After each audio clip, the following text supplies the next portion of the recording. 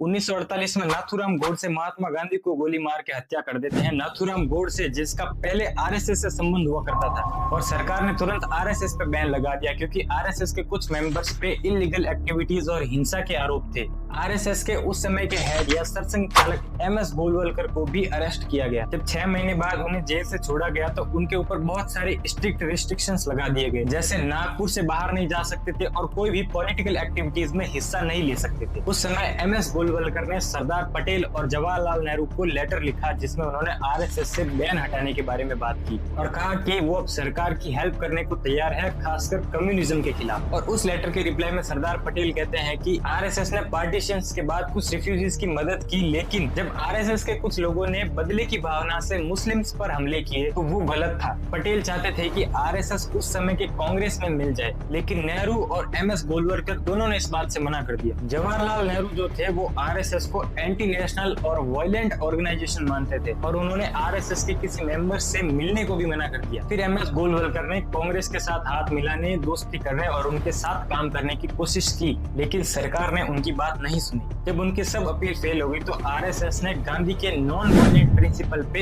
Agitation शुरू किया, जो कि एक तरह से आयरनी थी क्योंकि गांधी की हत्या के बाद आरएसएस पे बैन लगा। लगभग 1 साल तक आरएसएस पे बैन रहता है और अब वो उन्हीं के प्रिंसिपल्स को यूज करके आरएसएस से बैन हटवाना चाहते हैं। इस दौरान सरदार पटेल ने इन्वेस्टिगेशंस पे नजर रखी और उन्हें गांधी के हत्याकांड में आरएसएस का डायरेक्ट कोई इन्वॉल्वमेंट नहीं मिला। आरएसएस ने सरकार को एश्योरेंस दिया कि वो इंडियन कॉन्स्टिट्यूशन और इंडियन फ्लैग को मानते हैं और वो नॉन वायलेंट तरीके से अपना काम करेंगे। आखिरकार 12 जुलाई 1949 को सरकार आरएसएस से बैन हटा देती है, जब आरएसएस के खिलाफ कोई पुख्ता सबूत नहीं मिला और नॉन वायलेंस और नियमों को फॉलो करने का वादा किया।